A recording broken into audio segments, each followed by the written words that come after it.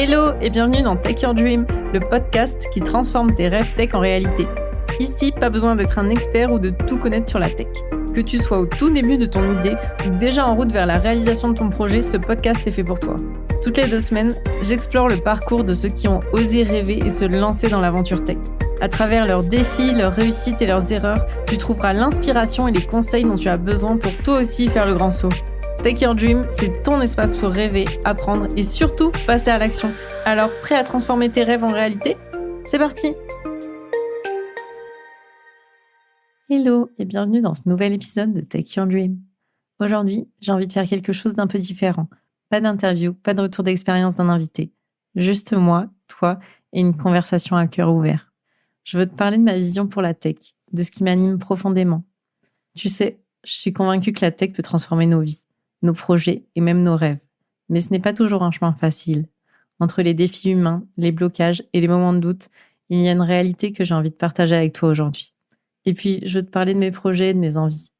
Je veux t'expliquer pourquoi je crois si fort en une tech plus féminine, plus inclusive, une tech qui inspire et qui ouvre des portes. Et je t'emmène aussi dans mes réflexions sur le parcours client, cet élément fondamental de tout projet. Allez, installe-toi et plonge avec moi dans cet épisode un peu spécial. Quand je pense à la tech, je ressens toujours ce mélange d'admiration et de frustration. C'est un univers où tout semble possible. Avec la tech, on peut innover, améliorer des vies, connecter des personnes, résoudre des problèmes complexes. Elle nous donne les moyens d'imaginer des solutions qui semblaient inimaginables il y a quelques années. C'est exactement pour ça que je veux travailler dans ce domaine. Je veux contribuer à construire des choses qui font avancer le monde, aider les entrepreneurs à transformer leurs idées en réalité. Mais, il y a un mais, la tech, c'est aussi un monde difficile. Ce n'est pas juste une question de compétences techniques, c'est une question d'humain. Il y a des moments où il faut convaincre, expliquer, répéter, travailler avec des personnes qui n'ont pas la même vision ou pire, qui refusent de s'intéresser à cette base fondamentale qu'est la tech, même quand c'est au cœur de leur business. Et puis, il y a les projets qui partent dans tous les sens, les équipes qu'il faut cadrer, les blocages humains qu'il faut surmonter. Parfois, ça ressemble plus à un cauchemar qu'à un rêve.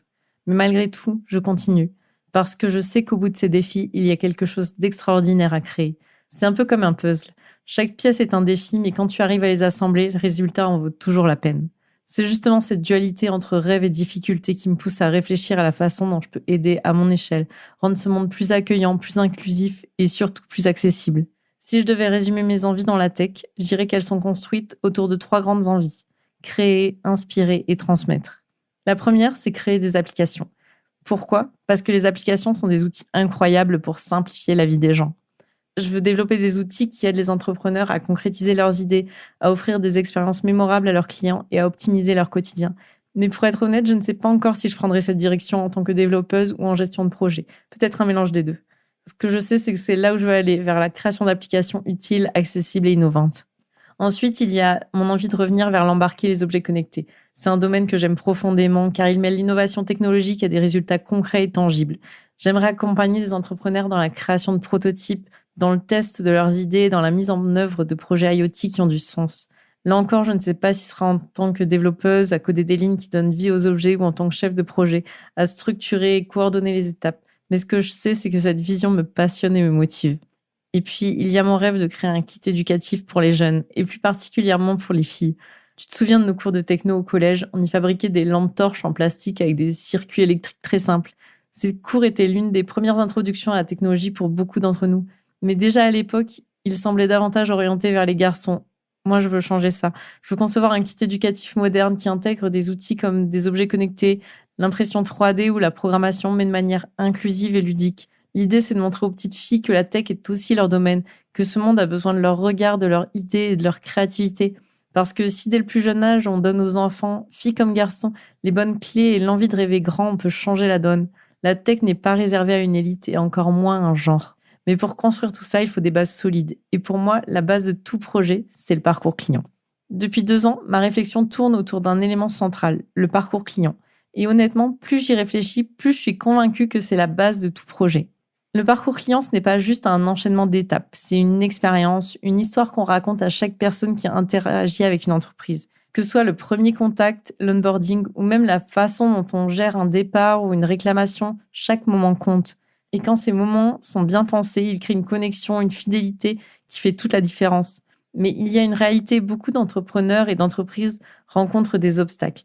Ils savent qu'il y a des choses à améliorer, mais souvent, ils manquent de temps pour prendre du recul. Ils sont débordés par les urgences du quotidien ou ils ne savent pas par où commencer parce que la tech et l'optimisation peuvent sembler complexes ou inaccessibles. Et il y a une partie qu'on oublie souvent, tout ce qu'on ne voit pas, la partie cachée de l'iceberg. C'est l'administratif, les process internes, ces petites tâches répétitives ou mal structurées qui, au fil du temps, deviennent un frein. Par exemple, imagine une entreprise qui gère ses demandes clients par mail. Chaque jour, elle perd un temps précieux pour retrouver des informations, transférer des messages à bonne personne ou à répondre aux mêmes questions encore et encore. Maintenant, pense à l'impact qu'aurait un système simple, un formulaire qui redirige automatiquement les demandes vers le bon service, une FAQ interactive qui répond immédiatement aux questions fréquentes, ou même un suivi automatique qui informe le client de l'état de sa demande. Ce ne sont pas des grandes évolutions, mais ces ajustements libèrent du temps et simplifient la vie de tout le monde, autant pour les clients que pour l'équipe. Et c'est ça l'enjeu de l'optimisation du parcours client et de l'administration. Ce n'est pas juste une question de tech ou de process, c'est une façon de redonner aux entrepreneurs et aux entreprises du temps et de l'énergie pour se concentrer sur l'essentiel. Ce que j'adore dans cette réflexion, c'est qu'elle ne s'arrête pas à la création d'interfaces ou d'automatisation. Elle touche à tout. Comment accueillir un client pour qu'il se sente valorisé dès la première interaction? Comment gérer la fin d'une collaboration de manière positive pour encourager des recommandations ou un retour futur? Et même comment optimiser les tâches en arrière-plan pour que l'entreprise tourne plus efficacement sans ajouter de charge mentale. Ce qui me passionne, c'est de voir à quel point des petits ajustements peuvent avoir un grand impact. Un formulaire simplifié, un email bien rédigé, une automatisation bien pensée peuvent changer complètement l'expérience d'un client. Et ce qui est beau, c'est que tout ça est un processus évolutif. On commence par des ajustements simples, on teste, on ajuste et on construit une expérience client qui reflète vraiment les valeurs et les ambitions de l'entreprise. Et quand je pense à tout ce que ça peut apporter, je peux pas m'empêcher de faire le lien avec mes propres défis. Optimiser, affiner, améliorer, c'est un peu comme un entraînement personnel où chaque étape te rapproche de ton objectif. Mais pour y arriver, il faut revenir aux bases et construire sur des fondations solides. En plus de tout ça, il y a mes défis personnels qui, j'en suis convaincue, sont intimement liés à mes projets pro. Ce que je vis dans ma vie privée, dans mes entraînements, dans mes moments de doute et de dépassement de moi-même, alimente directement la manière dont je travaille et accompagne les autres. Il y a 2 ans, je me suis lancée dans un des plus grands défis de ma vie, un Ironman, une expérience qui a changé ma façon de voir l'effort, la discipline et la persévérance. C'était éprouvant, oui, mais surtout révélateur. J'ai appris que tout grand projet, qu'il s'agisse d'un objectif sportif, d'un projet tech ou d'une entreprise, repose sur 3 piliers. La vision, la préparation et l'endurance. Après cet Ironman, j'ai traversé une période où j'ai un peu perdu cette flamme. La flemme a pris le dessus et pendant un moment, j'ai eu du mal à retrouver cette énergie qui me pousse à me dépasser. Mais aujourd'hui, cette envie revient doucement. Ce retour à l'entraînement, à la musique, à ces petits défis du quotidien, c'est bien plus qu'un simple loisir. C'est une manière de nourrir ma créativité, ma résilience, ma capacité à voir les choses sous un angle nouveau. Par exemple, quand je prépare un entraînement ou que j'apprends un nouveau morceau, je développe des qualités de rigueur, d'écoute, d'adaptabilité. Ces qualités, je les transpose directement dans mes projets pro. Quand je travaille avec un entrepreneur, je vois chaque étape du parcours client comme un entraînement. Il faut se préparer, ajuster, tester et parfois recommencer. C'est une démarche progressive qui mène toujours à des résultats plus solides et plus impactants. Et ce que je trouve fascinant, c'est que ces moments où je me dépasse dans ma vie personnelle m'aident à mieux accompagner les autres. Quand je repense à mon Ironman, je me dis que rien n'est impossible avec un bon plan et une détermination à toute épreuve. Et c'est exactement ce que je veux transmettre à mes clients, qu'avec la bonne approche, ils peuvent accomplir des choses qu'ils pensaient hors de portée. C'est cette énergie, ce mélange de défis perso et de passion pour la tech qui me pousse à aller toujours plus loin. Alors, où je vais maintenant? Mon focus immédiat, c'est le parcours client. Mais doucement, je prépare la suite. Je veux développer des projets tech qui allient innovation et humanité.